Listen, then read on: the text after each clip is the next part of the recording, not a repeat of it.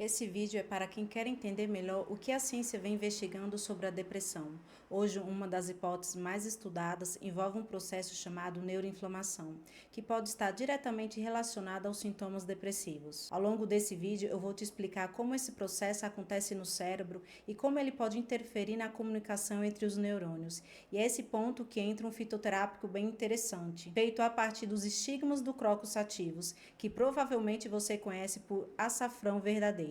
Mais adiante eu vou te mostrar como ele pode atuar nesse mecanismo dentro de uma abordagem de fitoterapia clínica. Então fica comigo, porque para entender a depressão hoje é preciso ir muito além da serotonina. Durante muito tempo a depressão foi explicada quase que exclusivamente como um simples desequilíbrio de serotonina. A ideia que tudo se resumia a um único neurotransmissor acabou dominando a forma como a doença era entendida e tratada. Mas a depressão não é só isso, ela envolve inflamação crônica, estresse oxidativo, alterações no eixo neuroendócrino e uma disfunção neuroquímica complexa, ou seja, um processo muito mais amplo do que se imaginava. E tem mais, a depressão também envolve o eixo intestino-cérebro, uma via de comunicação direta entre o sistema digestório e o sistema imunológico. Esses dois eixos são capazes de influenciar o humor, a cognição e até o comportamento. Isso ajuda a explicar por que alterações intestinais, inflamação sistêmica e estresse crônico podem impactar diretamente a saúde mental. E é nesse cenário que estudos começam a olhar com mais atenção para intervenções capazes de atuar em múltiplos mecanismos ao mesmo tempo, modulando a inflamação, o estresse oxidativo, neurotransmissores e resposta ao estresse. E é aqui que entra um fitoterápico que vem sendo estudado, que é o Crocus sativus, um composto de origem vegetal com potencial de atuação em diferentes vias envolvidas na depressão. Eu sou Lidiane Barbosa, biomédica com especialidade em fitoterapia clínica, e é justamente por unir ciência e prática clínica que hoje eu quero te mostrar porque a depressão não pode ser entendida apenas como falta de serotonina, e como algumas plantas medicinais, quando bem estudadas e corretamente utilizadas, pode atuar em mecanismos muito mais profundos envolvidos nesse processo. Ao longo desse vídeo você vai entender como tudo isso se conecta, então continua comigo porque agora a gente vai se aprofundar nesse mecanismo. No entanto, a depressão é um problema complexo e multifatorial.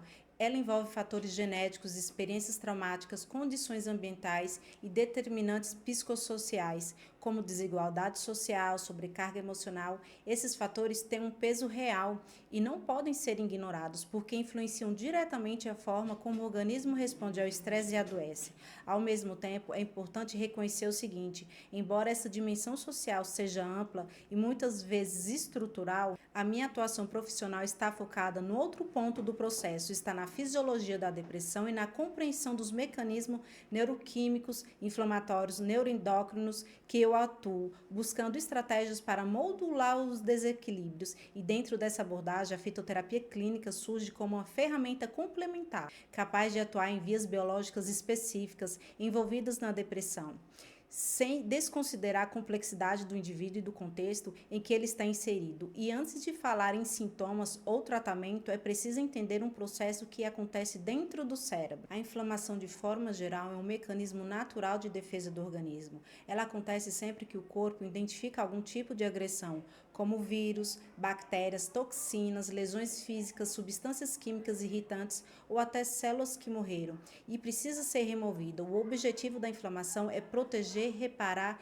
e restaurar o equilíbrio do corpo. O que pouca gente sabe é que esse processo também acontece no cérebro. O cérebro é uma estrutura extremamente complexa, formada por diferentes tipos de células que trabalham de uma forma integrada. Os neurônios são responsáveis pela transmissão dos sinais elétricos e químicos, mas eles não funcionam sozinhos. O cérebro também é composto por células de suporte e defesa, chamadas células da glia, fundamentais para a manutenção da saúde do sistema nervoso. Entre elas estão os astrócitos, que ajudam a nutrir e proteger os neurônios. A microglia funciona como o sistema imunológico do cérebro. E os oligosdendrócitos, que são responsáveis por isolar os axônios e otimizar a comunicação entre os neurônios. Em condições fisiológicas, esses mediadores desempenham um papel essencial na defesa e na manutenção da homeostase cerebral. Quando o cérebro identifica algum tipo de ameaça, como infecção, toxinas, inflamação vinda do intestino, essas células da glia são ativadas em um primeiro momento. Essa ativação é protetora e necessária. O problema surge quando ela se torna excessiva ou prolongada. A ativação exagerada da microglia e dos astrócitos leva a uma liberação de substâncias inflamatórias. Entre as principais estão o fator de necrose tumoral, interleucina 1-beta, interleucina 6 e o óxido nítrico e enzimas inflamatórias do COX-2. Em condições fisiológicas, esses mediadores desempenham um papel essencial na defesa e na manutenção.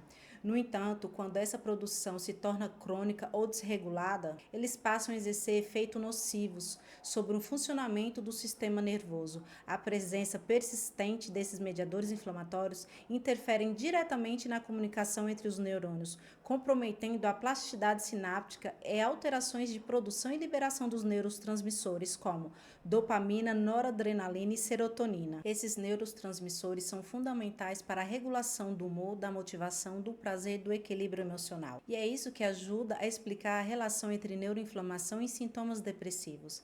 A microglia, principal célula imune do sistema nervoso central, tem um papel muito importante nesse processo. Quando ela é ativada de forma crônica, como situações de estresse persistente, inflamação sistêmica ou alterações metabólicas, ela passa a liberar citocinas pró-inflamatórias. Essas citocinas estimulam a atividade de uma enzima chamada IDO, um ponto-chave na ligação entre inflamação e neurotransmissão. A ativação dessa enzima desvia o metabolismo do triptofano, que é um aminoácido essencial e precursor da serotonina.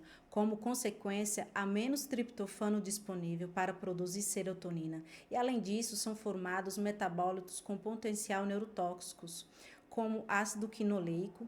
A inflamação também afeta regiões importantes do cérebro, como o hipocampo e o córtex pré-frontal. E aí que começa a surgir os sintomas mais conhecidos, como tristeza persistente, perda de interesse, cansaço mental, dificuldade em relação, concentração e alteração no sono, na memória e na energia. Por isso, hoje, a ciência entende que a depressão não se resume à falta de serotonina. Ela envolve mecanismos inflamatórios, neuroquímicos e sistêmicos muito mais amplos, e é justamente a partir desse entendimento que surgem novas abordagens terapêuticas, incluindo o estudo de compostos capazes de atuar em vários desses mecanismos ao mesmo tempo. E aqui que entra um fitoterápico específico, os estigmas do crocus sativus. Essa planta é nativa da Ásia Menor e do sul da Europa, mas espécies do gênero crocus sativus também está distribuído pelo norte da África, sul e centro da Europa e Ásia Ocidental, ou seja, estamos falando de uma planta que acompanha a humanidade há milhares de anos. A parte mais valiosa são os estigmas secos da flor. E aqui entra um dado importante: esses estigmas contêm mais de 150 compostos voláteis, principalmente terpenos, responsáveis tanto pelo aroma quanto pelo efeito biológico da planta. Mas o que realmente chama a atenção são os seus principais compostos bioativos, croxina, croxetina e safranal. Essas moléculas atuam diretamente em mecanismos neuroquímicos e inflamatórios do cérebro. Estudos mostram que esses compostos apresentam atividade antidepressiva, em alguns casos comparável à de um antidepressivo convencional, mas cuja tolerância pelo organismo é diferente e os efeitos não param por aí. A literatura descreve uma série de propriedades importantes, combatendo o estresse oxidativo, efeito neuroprotetor especialmente relevante em quadros de neuroinflamação, propriedades antidepressivas, efeito cardioprotetor, diminuição do colesterol e também auxilia no controle da glicemia, além de atividades antimicrobianas e citotóxicas que ainda seguem sendo investigadas. O mais interessante é que muito antes da ciência moderna comprovar tudo isso, essa planta já era utilizada com finalidade medicinal. Em algumas regiões da Ásia, o uso medicinal remonta a períodos pré-históricos. Os primeiros registros escritos datam aproximadamente 1200 a.C., ou seja, é uma planta que atravessou séculos da tradição à ciência e que hoje volta a ganhar destaque. Nas discussões sobre depressão, o ponto central é entender como isso acontece no cérebro. Os estudos mostram que os compostos do crocus sativus não atuam estimulando diretamente os neurônios, mas modulando o ambiente inflamatório. Eles ajudam a reduzir a hiperativação da microglia que sustenta o estado inflamatório crônico associado à depressão. Os seus compostos demonstram capacidade de reduzir a liberação excessiva de citocinas pró-inflamatórias.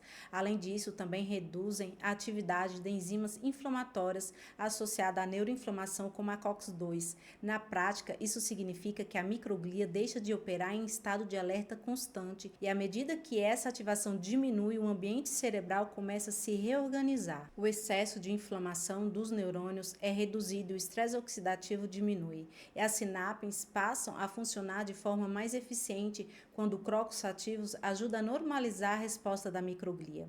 Ela remove esse bloqueio inflamatório que prejudica a comunicação neuronal. Com isso, neurotransmissores como serotonina, dopamina e noradrenalina passam a atuar de forma mais equilibrada. Além disso, os estudos mostram que esses compostos também exercem um efeito antioxidante relevante, protegendo os neurônios contra os danos causados pelo excesso de radicais livres. Essa proteção ajuda a preservar a plasticidade sináptica e a integridade das redes neurais, especialmente aquelas envolvidas na regulação do humor. E esse conjunto de ações redução da inflamação, menor estresse oxidativo e melhora do ambiente sináptico explica por que esse fitoterápico tem apresentado efeitos consistentes. Até aqui eu te expliquei os mecanismos envolvidos, mas a pergunta mais importante é: isso funciona na prática?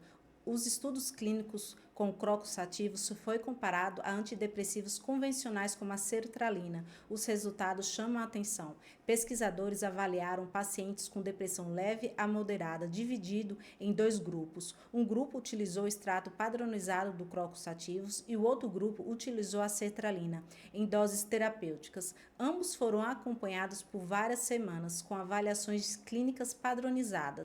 E o que os estudos mostraram foi algo bastante relevante. Houve melhora significativa dos sintomas nos dois grupos, sem diferença estatísticas importantes entre eles, ou seja, o paciente que utilizou os estigmas do crocos ativos apresentaram melhora semelhante àqueles que utilizaram o antidepressivo sertralina. Isso inclui redução de tristeza persistente, melhora do humor, mais energia mental, melhora do sono e maior interesse pelas atividades do dia a dia. Esses resultados reforçam aquilo que os mecanismos biológicos já indicavam. Ao modular a neuroinflamação, reduzir o estresse oxidativo e melhorar o ambiente neuronal, é possível obter efeitos clínicos reais. Embora os dois tratamentos tenham sido eficazes, o grupo que utilizou crocos ativos apresentou de uma forma geral menos efeitos adversos, enquanto no grupo da sertralina foram relatados como desconforto gastrointestinal, náuseas e efeitos de adaptação inicial, enquanto no grupo do fitoterápico os efeitos foram mais leves e menos frequentes. E esse ponto é extremamente relevante na prática clínica, porque um dos grandes desafios no tratamento da depressão é a adesão do tratamento. Muitos pacientes interrompem o uso do antidepressivo não por falta de eficácia, mas por dificuldade em lidar com os efeitos colaterais, principalmente nas primeiras semanas. E outro ponto importante: o efeito dos estigmas não é imediato, assim como o antidepressivo, ele atua de uma forma gradual. Isso sugere um processo de reorganização do funcionamento cerebral e não apenas um alívio sintomático momentâneo.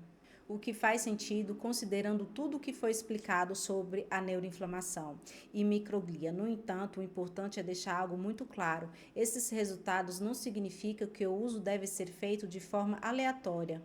A eficácia observada está diretamente relacionada ao uso de extrato padronizado em doses específicas por tempo adequado em pacientes corretamente avaliados. E aqui que entra a importância do profissional capacitado. Saber quando indicar, quando associar com outro fitoterápico e quando não utilizar exige compreensão profunda dos mecanismos envolvidos e da individualidade de cada paciente. Uma dúvida muito comum: é seguro utilizar o crocos ativos associado com antidepressivos convencionais? Para responder isso, é importante entender um conceito chamado de síndrome serotoninérgica. A serotonina é um neurotransmissor essencial para o humor e para o sono. Quando diferentes substâncias aumentam seus níveis ao mesmo tempo, o organismo pode entrar em um estado de excesso. Isso pode gerar sintomas como agitação, ansiedade intensa, tremores, sudorese e taquicardia, confusão mental. Em casos mais graves, pode ser uma condição séria Na prática clínica, embora exista estudos em que não foram observadas interações graves, isso não elimina totalmente o risco, porque o crocus sativus também pode interferir na via da serotonina. Por isso, o uso associado com antidepressivos convencionais deve ser feito com cautela e acompanhamento profissional. Na minha prática clínica, eu não recomendo o uso duplo como medida de segurança. O princípio aqui é simples: evitar somar riscos desnecessários. Existem também algumas contraindicações importantes. Pessoas que utilizam anticoagulantes devem evitar o uso, isso porque pode haver interferência na coagulação do sangue, aumentando o risco de sangramento. Antes de cirurgias, o uso deve ser suspenso. O uso também deve ser evitado no caso de mulheres que apresentam um fluxo menstrual intenso. Durante a gravidez, o uso não é recomendado devido ao potencial de estimular contrações uterinas. Na prática clínica, não existe fórmula pronta. Cada organismo responde de uma forma diferente, tanto do ponto de vista metabólico quanto emocional. Por isso, a prescrição é sempre individualizada. Se você quer entender se esse tipo de abordagem faz sentido para o seu caso, o link para o agendamento de consulta comigo está na descrição desse vídeo. E eu sempre gosto de reforçar um princípio clássico do pai da toxicologia Paracelsus: a diferença entre o remédio e o veneno está na dose. E exatamente por isso a fitoterapia precisa ser feita com critério, responsabilidade. Agora, se você ficou com dúvidas ou quer que eu fale sobre algum fitoterápico específico ou qual erva trata tal condição, deixa aqui nos comentários que em breve farei um vídeo respondendo vocês. Até o próximo vídeo, com ciência e o cuidado que vem da natureza.